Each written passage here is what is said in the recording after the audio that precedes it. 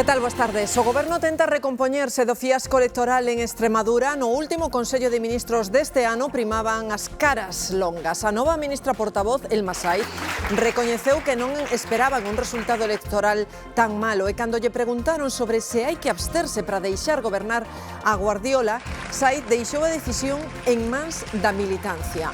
Na Federación Socialista Extremeña hai voces que apostan por esa abstención para que o PP non dependa de Vox.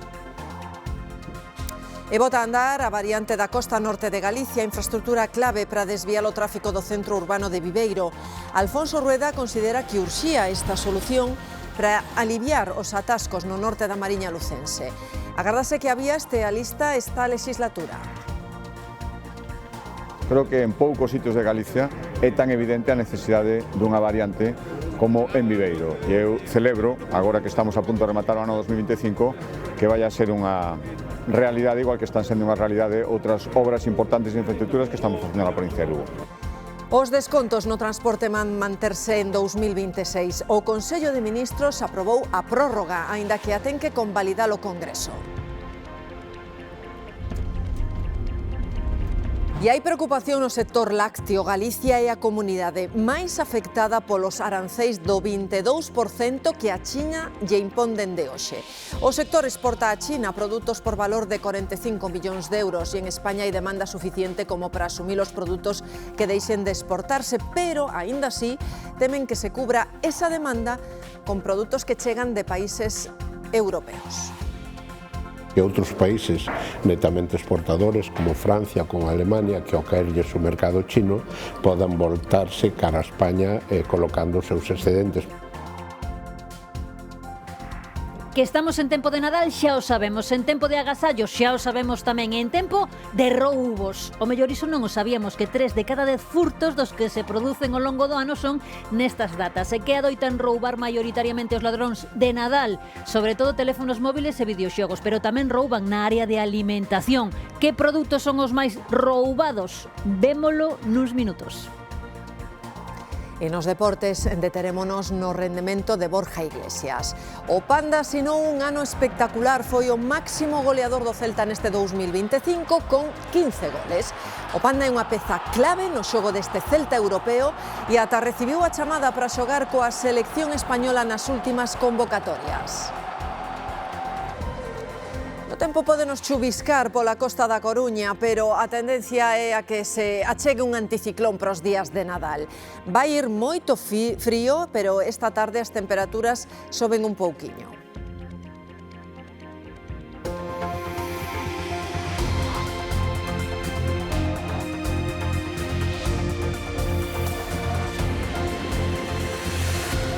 Había caras tensas no último Consello de Ministros do ano. Pedro Sánchez aproveitou para posar co seu gabinete nas escalinatas da Moncloa. É a primeira imaxe do goberno tralo batacazo en Extremadura, un dos feudos históricos do socialismo, no que o PP conseguiu máis votos que toda a esquerda xunta. Tamén é a primeira imaxe do presidente do goberno coa vicepresidenta Díaz despois de que ela pedise unha remodelación profunda no Executivo.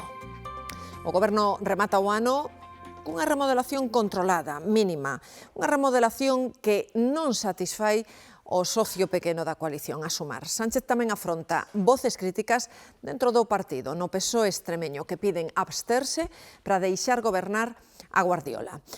O exministro socialista Jordi Sevilla avanza que vai liderar unha alternativa socialdemócrata dentro do PSOE. María Acheda. Sí, dende logo, Marta da Riva, non son días para Pedro Sánchez. Medra o descontento do seu socio, dos seus aliados e mesmo no seo do seu partido. Todos piden un cambio despois dunha derrota histórica en Extremadura, pero Pedro Sánchez fai caso omiso prácticamente 48 horas despois de coñecer os resultados dos comicios extremeños.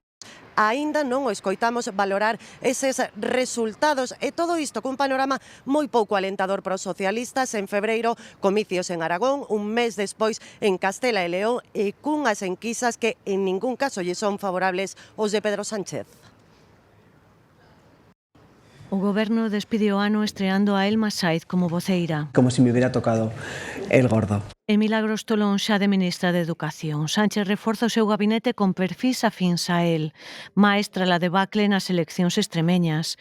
A militancia do PSOE nesa comunidade decidirá se o seu partido se abstén na investidura da candidata popular, María Guardiola, tal e como propón o expresidente Ibarra. Apelo a la responsabilidad de todas las fuerzas políticas. Preservar de la presencia en las instituciones de aquellos que quieren acabar con las instituciones. Pero o PP agarda primeiro a escoitar as demandas de Vox.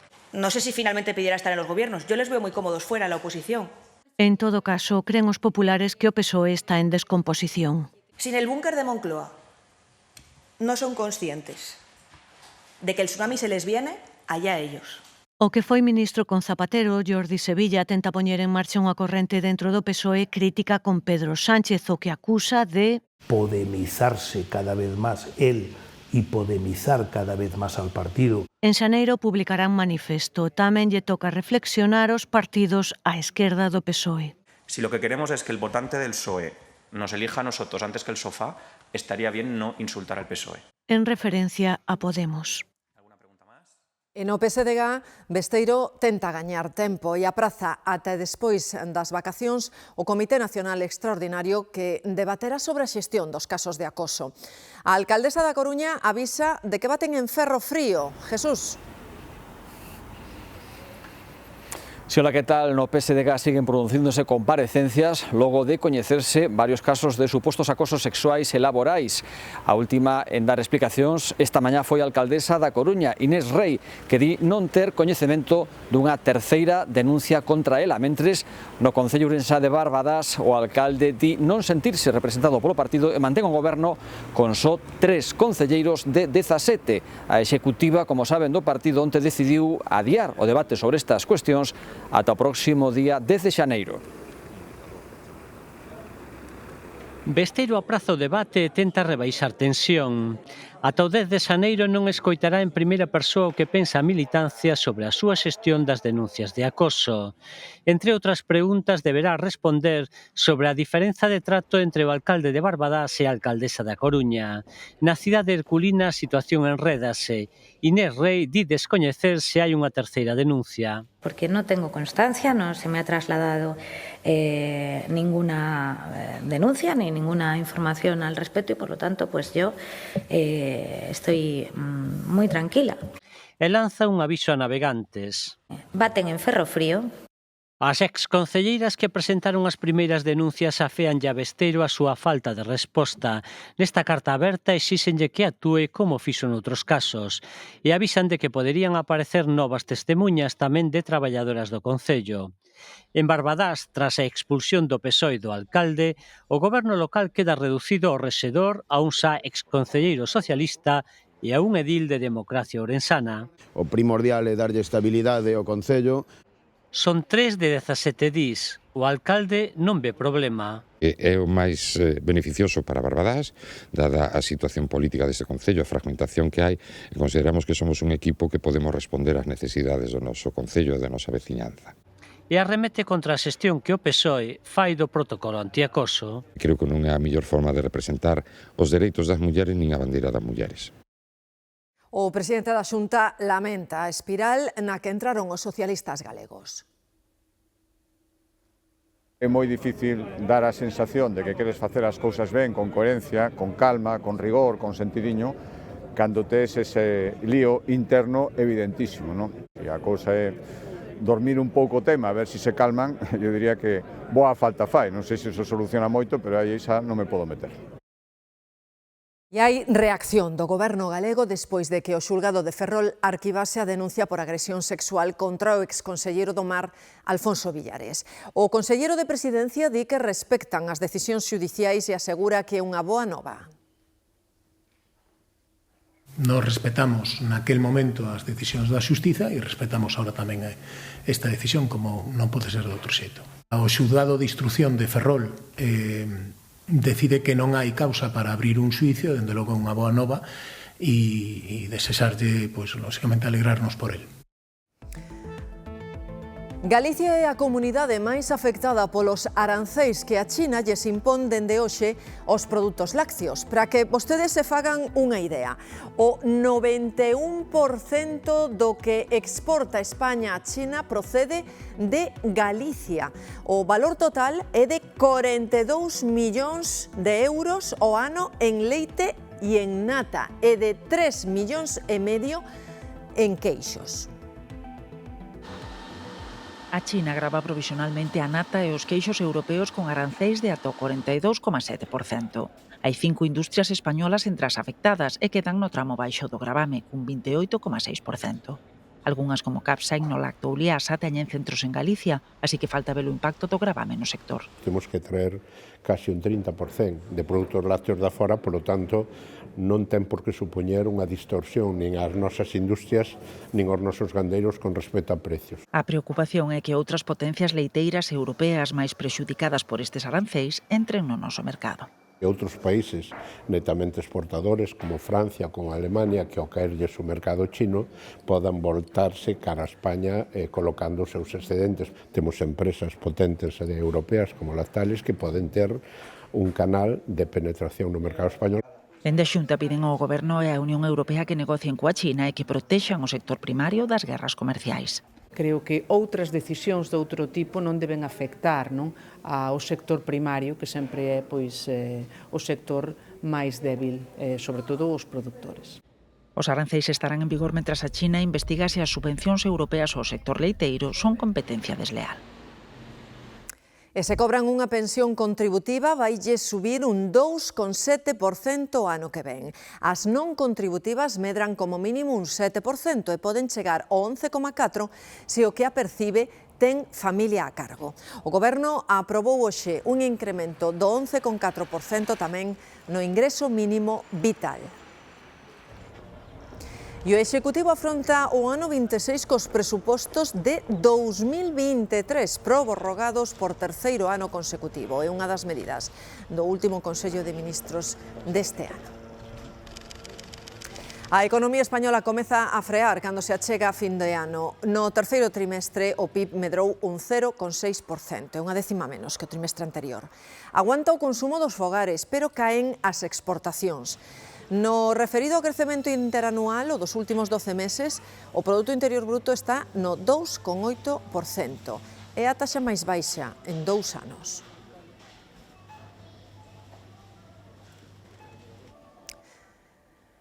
E o ano que ven mantéñense os descontos no transporte público e engádese un bono único de 60 euros ao mes para viaxar nos autobuses da rede estatal e nos trens de proximidade e media distancia. Entre as novidades que temos, hai tamén un novo abono trimestral para os servizos Avant. O novo abono único para os transportes poderá utilizarse dende o 19 de xaneiro cun único pago de 60 euros ao mes, 30 para menores de 26 anos. Poderán viaxar por todo o Estado en autobuses de longo percorrido e nos trens de Renfe que non sexan AVE. El transporte público como unha red, non como un conjunto de sistemas aislados. O novo abono non anula as axudas anteriores que hoxe tamén se prolongaron para o 2026. Ao final é 30, pero para todo o mes podes facer as viaxes que queiras, entón ao final compensa moitísimo. Entre as rebaixas actuais que se prorrogan está o bono de 10 viaxes e haberá un novo trimestral con rebaixas dun 45% a máis dun 70% a medida que se vayan sumando viaxes. A xente que se move todos os días ou que se move unha vez a semana penso que son bastante prácticos. Algúns usuarios botan en falta máis información. Creo que se podría hacer un poquinho máis de marketing. Outro desconto que se mantén é o 40% para autobuses urbanos e interurbanos cofinanciado voluntariamente por concellos e autonomías.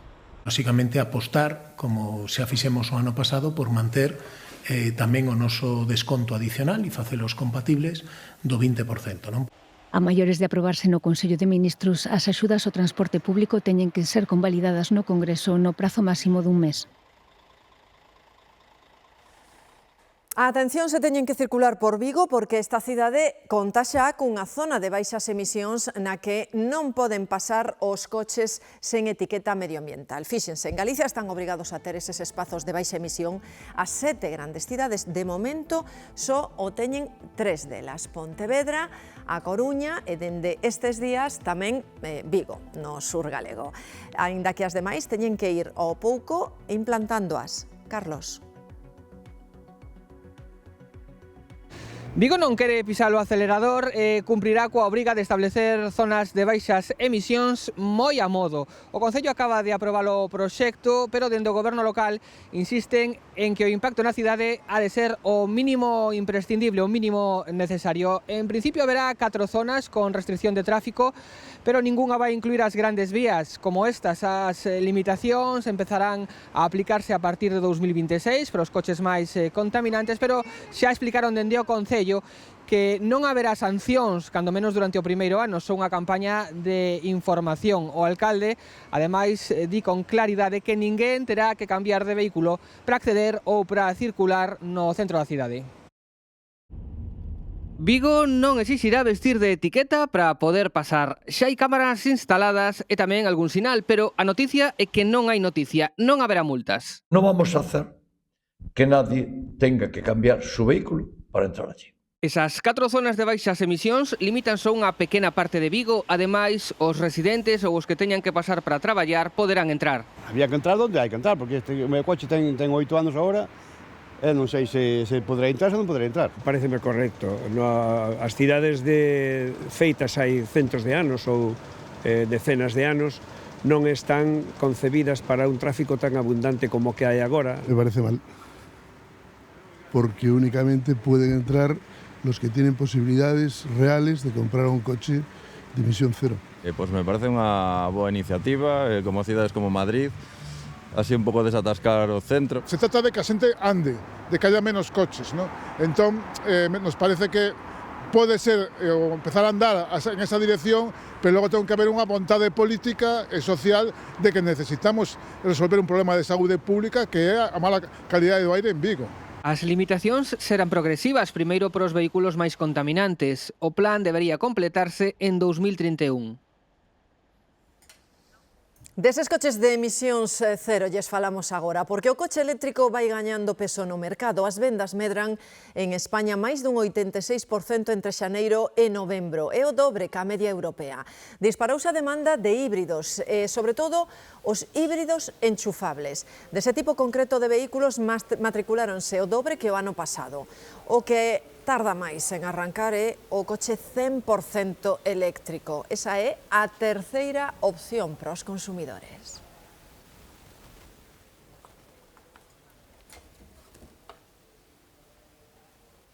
Precisamente, se queren marcar coche novo, están no mellor mes para facelo, en decembro. Na recta final do ano, os concesionarios lanzan as súas mellores ofertas e aproveitan para liquidar existencias. Iria.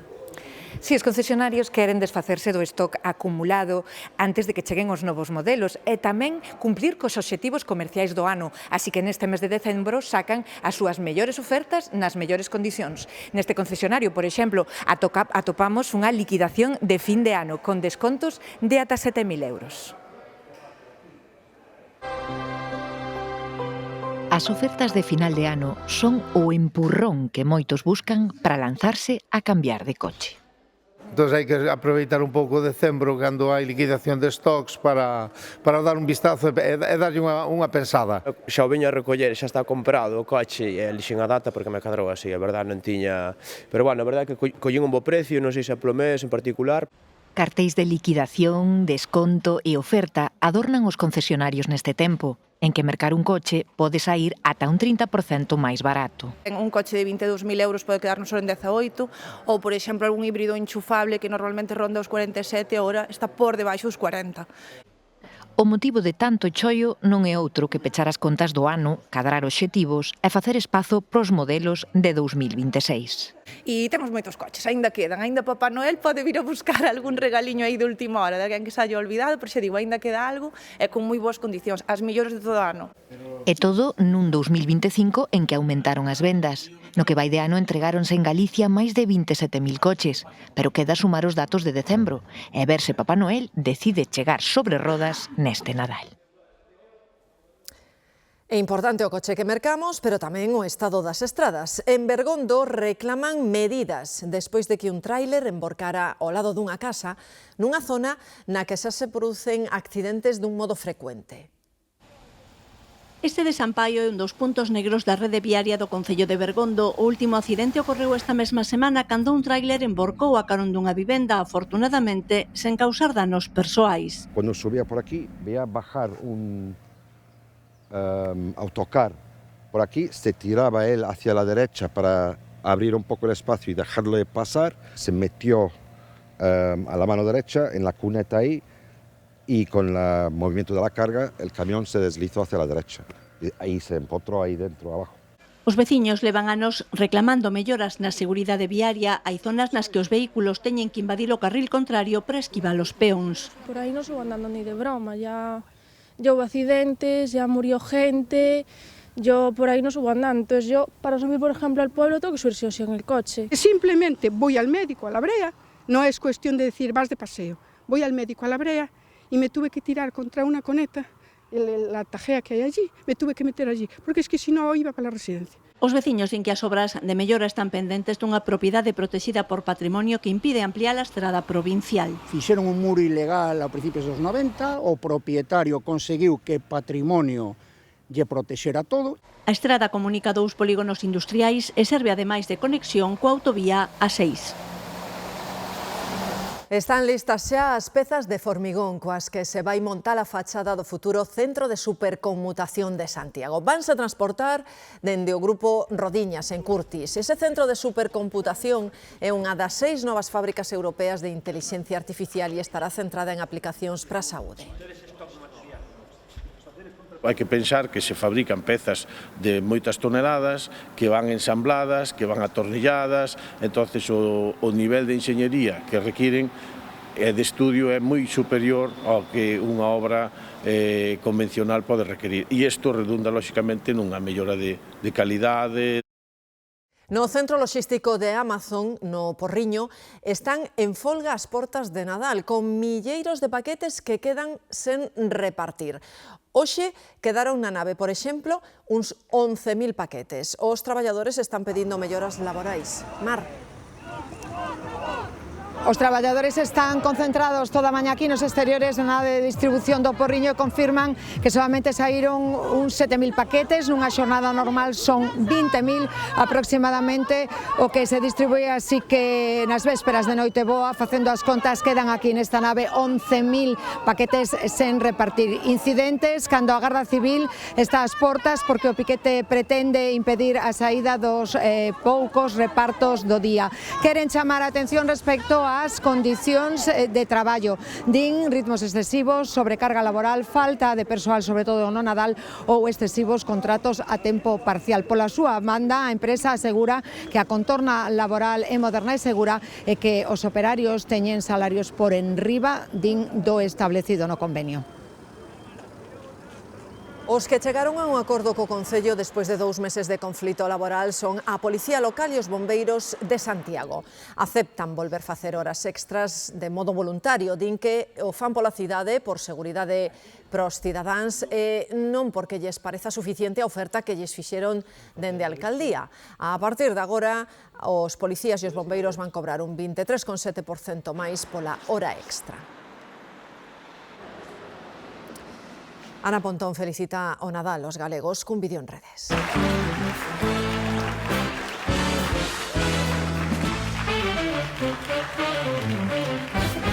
Cos nosos.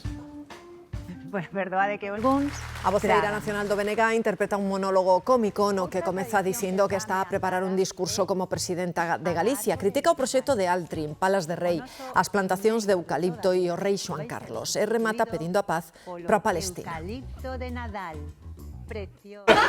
E empezou a poñer un tanque, unha ambulancia queimada, un hospital derruído e para rematar no portal puxo unha pancarta. Paz para Palestina, non o xenocidio. E aínda hai quen di que están aleccionados. Un bo susto foi o que levou esta madrugada a unha turista estranxeira que se aloxaba nesta pequena adega acondicionada como casa de turismo rural aquí na Ribeira do Miño, no Sabiñao. Un incendio calcinouna por completo, pero por sorte a esta muller non lle pasou nada. Nuns minutos contámosles todos os detalles. En Elxe, Alacante, están en vilo cun suceso terrible. 2 homes están atrincheirados nunha casa despois de matar 2 persoas e deixar unha terceira ferida grave nunha agresión brutal. A agresión ocorreu na tarde deste luns nunha pedanía da localidade alacantina de Elxe, en circunstancias que aínda están sen aclarar. A consecuencia da mesma, 2 homes morreron e outro permanece ingresado en estado grave nun hospital local. Segundo a Garda Civil, as 3 vítimas son de nacionalidade alemá e os presuntos agresores 2 cidadáns polacos con antecedentes. Estes 2 últimos refuxiáronse nunha vivenda próxima e néganse a entregarse á Garda Civil, que estableceu un perímetro de seguridade para evitar que fuxan. Os negociadores do Instituto Armado tratan de forzar a rendición dos 2 homes. Fontes da investigación precisaron que o móvil da brutal malleira non apunta polo momento a un axuste de contas. E dá un xiro a investigación sobre a morte do neno de Garrucha en Almería. A autopsia definitiva descarta indicios de agresión sexual. Malia as sospeitas iniciais, conclúe que non se atoparon restos biolóxicos nin de drogas no corpo do pequeno. A nai e a súa parella actual están en prisión provisional como posibles responsables dun delito de asasinato e outro de maltrato habitual. En Lugo sorprenderon 2 homes cando roubaban nun chalé do centro da cidade que leva anos deshabitado. Nun primeiro momento pensouse que se trataba dunha ocupación ilegal, como a sufrida hai xusto un mes no mesmo lugar.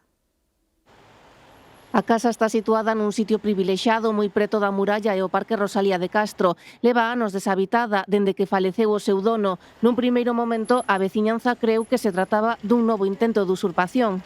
Onte enterámonos por un veciño polo WhatsApp, que somos moitísimos, somos decenas de persoas no WhatsApp, dixo que estaba a policía, os bombeiros e tal.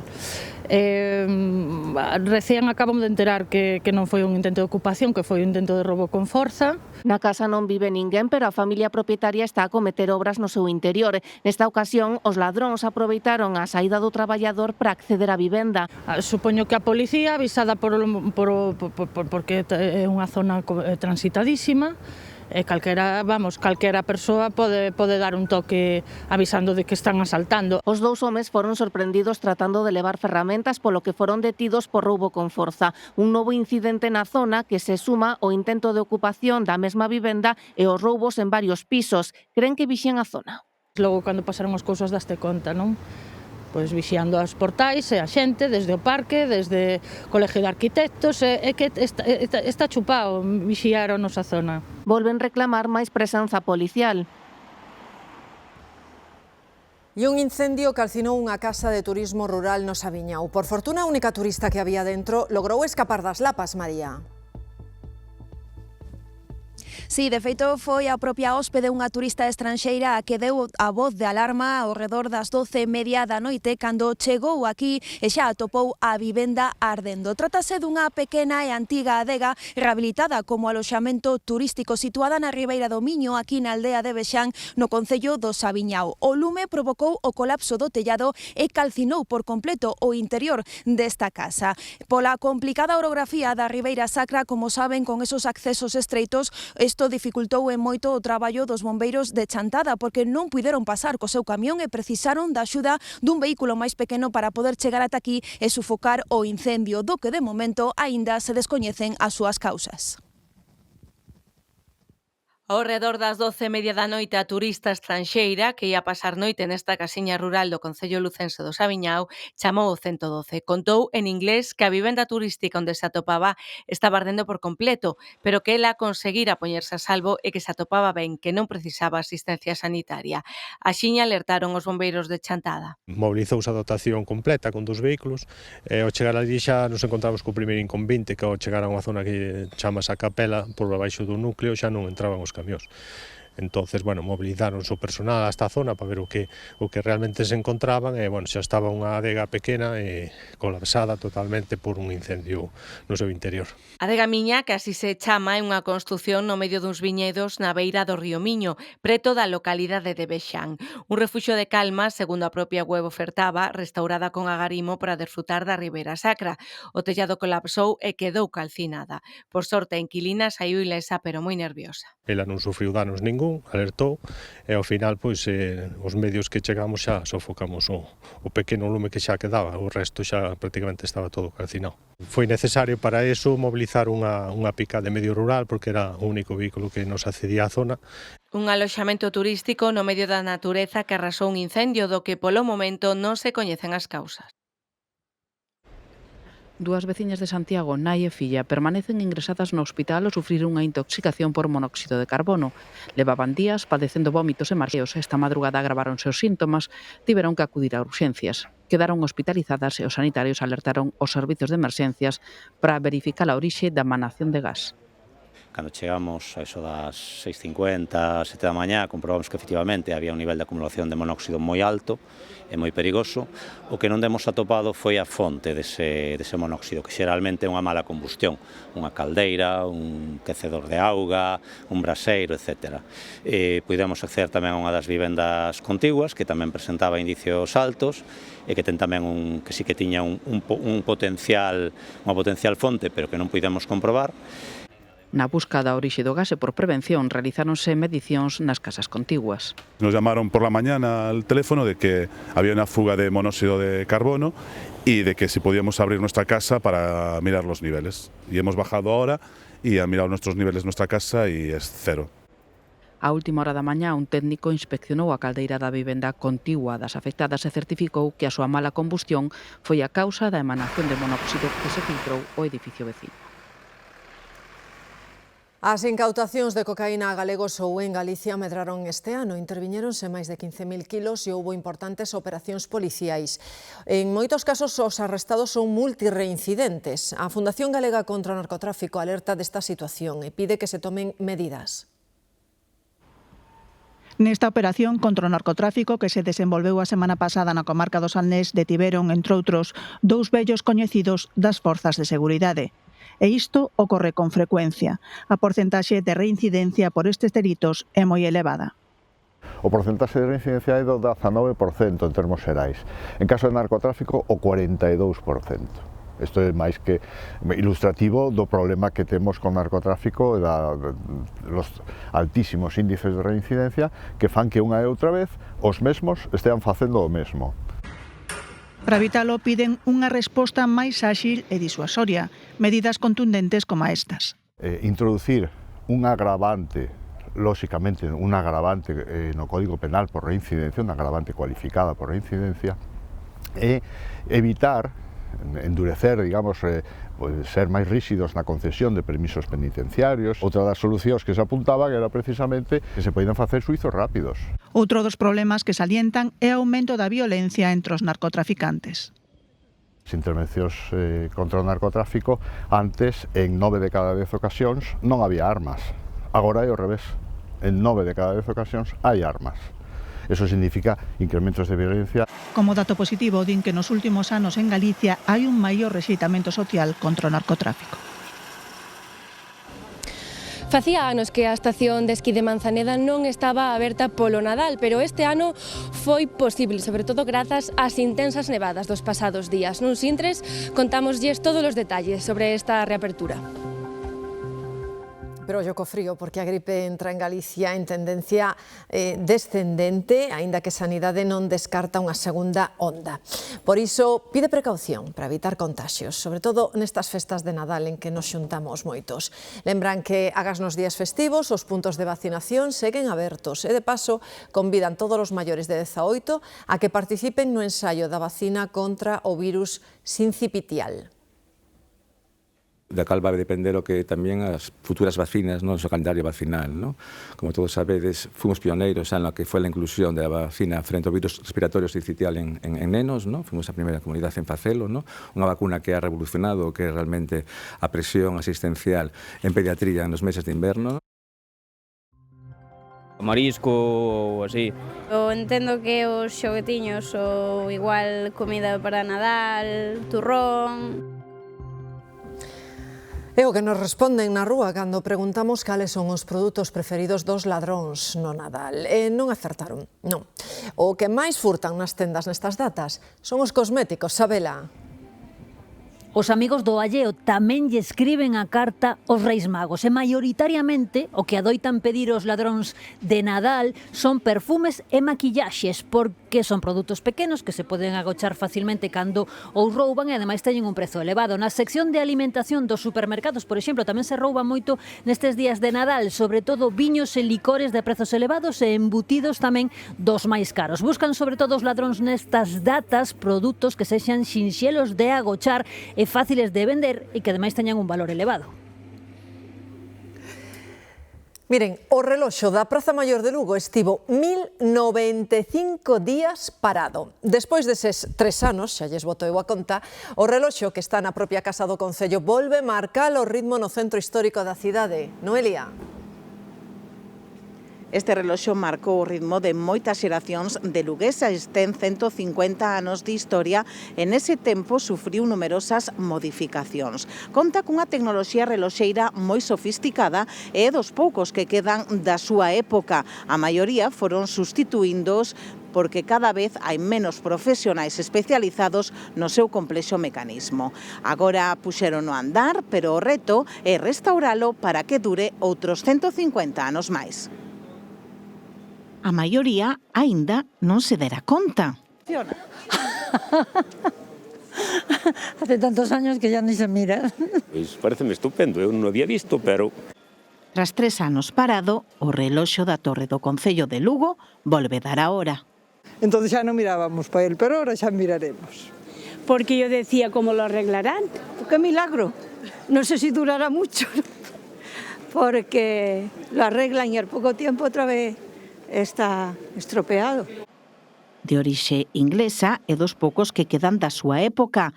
Ten 150 anos e é todo un referente na cidade. Pues non le echaba tanto, ¿eh? Yo cuando veo por aquí lo primero que es mirar el reloj para aí, sí. Supoño que habrá moita xente que teña ese hábito de mirar para o reloj.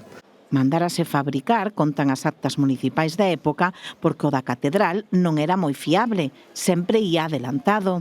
Bueno, cambiaron os tornos, que agora que estaba mal estes xa mitos anos era este. Hai poucos profesionais especializados no seu mecanismo de alta precisión. Foi o reloxeiro David Rodríguez quen lle devolveu a vida. Claro, eso es como la muralla, patrimonio aí, entonces, si ten 150 años. Agora puxeron a andar, pero o reto é restauralo e que dure outros 150 anos máis. A estación de Manzaneda abre a temporada de inverno xusto a tempo pro Nadal. Hoxe é o primeiro día de esquí e hai, Andrea, moitísimo ambiente. Sí, moito ambiente e moita xente neste primeiro día de temporada aquí en Cabeza de Manzaneda. Unha temporada que nos ofrece máis de 16 pistas e tamén 12 kilómetros esquiables. E son dos que van visitar Cabeza de Manzaneda nos vindeiros días, compre estar moi pendentes do parte meteorolóxico que ofrece a propia estación a través das súas redes sociais e da súa páxina web. Así podemos coñecer o estado da neve. Tamén moita precaución nas estradas, tamén compre estar pendentes da web da DXT e, por suposto, levar cadeas e, se podemos, rodas de inverno. A ver se podemos disfrutar a miña cativa e máis eu, polo menos baixar as primeiras neves do ano e nada, a disfrutar. Ayer por la tarde, ayer a las 9 de la noche vino ella de Madrid de estudiar y le dije vámonos y nos calentamos y vinimos, ya aquí estamos. La verdad muy bonita, me ha encantado la pista, sobre todo acabamos de bajar una por allí con los arbolitos y me parece súper bonita. Do sur ao norte, en Galicia, Viveiro vai contar cunha nova variante que busca facilitar as comunicacións dos veciños na Mariña Lucense. Alfonso Rueda presentaba esta mañá ese proxecto. A nova infraestrutura vai recoller unha bella demanda dos veciños e vai permitir desviar o tráfico daqui, do centro da vila, do centro de Viveiro, sobre todo o de camións e outros vehículos pesados, e evitar retencións como esta que vedes ás miñas costas. A variante completa consta de 10 kilómetros e vai ter un investimento de case 40 millóns de euros. A nova variante está pensada para articular o tráfico dun concello que soporta máis de 13.000 vehículos ao día. O novo trazado permitirá liberar o núcleo urbano. Prevese que o 60% do tráfico emprega nova infraestrutura que absorbería todos os desplazamentos de longo percorrido, a circulación cara ao porto de Celeiro e parte do tránsito local. O tráfico que aquí é tan complicado, creo que en poucos sitios de Galicia é tan evidente a necesidade dunha variante como en Viveiro. E eu celebro, agora que estamos a punto de rematar o ano 2025, que vaya a ser unha realidade igual que están sendo unha realidade outras obras importantes e infraestructuras que estamos facendo na provincia de Lugo. A infraestrutura completa consta de algo máis de 10 kilómetros. A variante leste, que se presentou este martes e cuxas obras comezarán esta legislatura, cun investimento de case 40 millóns de euros, e a variante oeste, que conectará co Vicedo. Bueno, se teñen que conducir esta tarde pola súa cidade, presten moita atención. Estes días está habendo moitos atascos para acceder ás zonas comerciais. A xente está apurando para facer as compras de última hora e isto satura tamén as vías de comunicación. Nestes momentos o tráfico é lixeiro. Por exemplo, na entrada da Coruña, vémolo a través desta cámara da Dirección Xeral de Tráfico. De momento non hai ningún problema para circular. Os coches circulan con fluidez por esta ponte da Pedra na Coruña. Outro punto no que nos fixamos, imaxes dun dos accesos a Santiago, a capital galega, concretamente na conexión con Milladoiro, vila que está ao lado, xusto de Santiago. O tráfico habitual súmanse neste caso as obras que hai na estrada principal. De momento, por aquí tampouco hai atascos, pero, como dicimos, se prevén coller o coche de cara á tarde, pode que a situación se complique moito. A nova exposición fotográfica da Fundación Marta Ortega na Coruña é todo un éxito, dino as cifras. A retrospectiva de Annie Leibovitz leva apenas un mes aberta ao público e por ela pasaron xa máis de 34.000 visitantes. Mercedes. Wonderland, a mostra da fotógrafa estadounidense Annie Leibovitz, abría aquí na sede da Fundación Marta Ortega o pasado 22 de novembro, está converténdose en todo un éxito de público. Máis de 34.000 persoas xa viron a exposición centrada na fotografía de moda da artista, pero que percorre toda a súa traxectoria profesional. Podemos ver a súa obra vinculada ao arte, ao cine, á política e ao deporte, así como unha ampla selección de fotografías de moda, algunhas delas inéditas. Un bo plan para este Nadal aquí na Coruña con entrada de balde que aínda poderemos gozar ata o vindeiro 1 de maio. O que non nos vai sair gratis é visitar un punto un pocoño máis lonxe, en Italia, a Fontana di Trevi, é un dos monumentos máis emblemáticos de Roma. Pois ben, a partir de febreiro van cobrar unha entrada de 2 euros. Esta decisión tomarona nun momento precisamente de récord de visitantes. Javier. Hoxe, como podese ver, é un día de choiva polo que hai pouca xente, pero habitualmente este lugar está ateigado. A partir do 1 de febreiro, todos aqueles que queiran ver a Fontana de Trevi de preto deberán pagar 2 euros. Non deberán pagar aqueles que son residentes en Roma ou tamén os turistas que viñan antes das 9 da mañá ou despois das 10 da noite. Que pretende o Concello de Roma con esta medida? Pois dúas cousas. Por un lado, o que pretende é mellorar a seguridade deste lugar e, por outro lado, pretende outra cousa que é recadar cartos nun momento onde hai récord de turismo. Por exemplo, o aeroporto de Roma recentemente o que dixo foi que nunca antes tiñan pasado máis de 50 millóns de pasaxeiros polas súas terminais. Nada, imos co tempo, ambiente que foi clarexando ao longo da mañanciña, ainda así en moitas zonas da metade leste son imaxes de Verín en directo, o ceo segue bastante encapotado e a miña idea era amosarlle o Grove cun ceo moito máis aberto, moito máis azul, pero unha mala xogada da cámara no último minuto pois deixanos esta imaxe un pouco turbia. Vemos a previsión para as próximas horas con ese ambiente encapotado, con algunha chuviera que pode entrar polo noroeste nas próximas horas e con ese tímido ascenso das temperaturas e, como sempre, despois de Carlos e información deportiva, contámoslo todos. Banksy, o artista urbano máis internacional e misterioso, sorprendeu en Londres con 2 novos murais. O mesmo deseño apareceu repetido en 2 puntos distintos da cidade. 2 nenos deitados na beirarrúa, vestidos con roupa de inverno e mirando cara ao ceo, mentres un deles apunta co dedo cara ao ceo. Unha imaxe da ilusión do Nadal para algúns, unha crítica ao problema de vivenda para outros.